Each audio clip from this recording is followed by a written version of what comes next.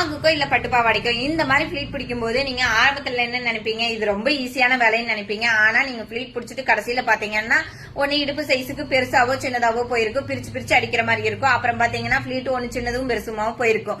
இதுக்கு ஒரு கணக்கு இருக்குதுங்க. அந்த மெத்தட்ல நம்ம ஃபிளீட் பிடிக்கிறோம் அப்படின்னா ஃபிளீட் பிடிக்கிறது ரொம்ப ஈஸியா இருக்குங்க. ஃபர்ஸ்ட் டைமே நம்ம மெஷர்மெண்ட் கரெக்டா ஃபிளீட் பிடிக்க முடியும். அது என்னன்னு தெரிஞ்சுக்கணும் அப்படின்னா கமெண்ட்ல நிறைய பேர் எஸ் அப்படின்னு கமெண்ட் பண்ணியிருந்தீங்கன்னா அடுத்த வீடியோல உங்களோட டவுட்டை நான் கிளியர் பண்றேன். தேங்க்யூ. பாவாடைக்கு எப்படி ஃபிளீட் பிடிக்கிறதுன்னு ஏகப்பட்ட பேர் கமெண்ட் பண்ணியிருந்தீங்க. இந்த வீடியோல சொல்றேன், இந்த வீடியோவை சேவ் பண்ணி வச்சிட்டு பாருங்க. இந்த மாதிரி துணியை 2ஆ மடிச்சிட்டு நீங்க இங்க ஒரு ஜக்கா போட்டுக்குங்க. அதுக்கப்புறம் துணியை நீங்க 4ஆ மடிச்சிட்டு இந்த இடத்துக்கு ஒரு ஜக்கா போட்டுக்குங்க. இப்ப நீங்க துணியை 4 பார்ட்டா பிரிச்சுட்டீங்க. இடுப்பு சைஸ் 32 இன்ச் இருக்குதுன்னா 2 இன்ச் நான் லூஸ் வைப்பேன். அப்ப 34 இன்ச்சுங்க. 34 4ஆ டிவைட் பண்றீங்க அப்படின்னா 8.5 இன்ச். ஒரு பாட்டுக்கு 8.5 இன்ச் கொண்டு வரணும். இப்ப துணி எக்ஸ்ட்ரா தான் இருக்கும். அப்ப நம்ம ஃபிளீட் பிடிக்கும் போது அந்த துணியை உள்ள தள்ளுவோம்.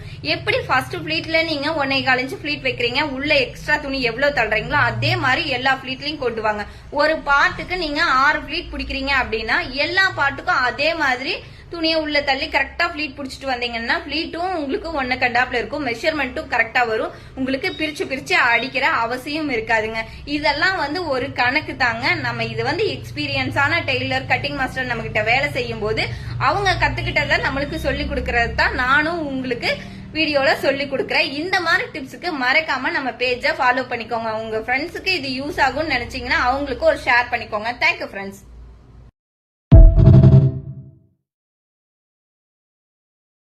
இந்த வீடியோ பாத்தீங்களா, உங்களுக்கு இனிமேல் பட்டு பாவாடை தைக்கும் போது ஈஸியா இருக்கும்னு நினைக்கிறேன். பிகினர்ஸ்க்கெல்லாம் நிறைய டவுட் வந்துட்டே இருக்குங்க.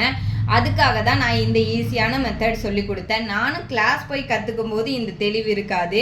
அதுக்கப்புறம் பார்த்தீங்கன்னா கடையில் இருக்கிற மாஸ்டர்ஸ் டெய்லர்ஸ் எல்லாம் பார்த்தீங்கன்னா எக்ஸ்பீரியன்ஸாக இருப்பாங்க.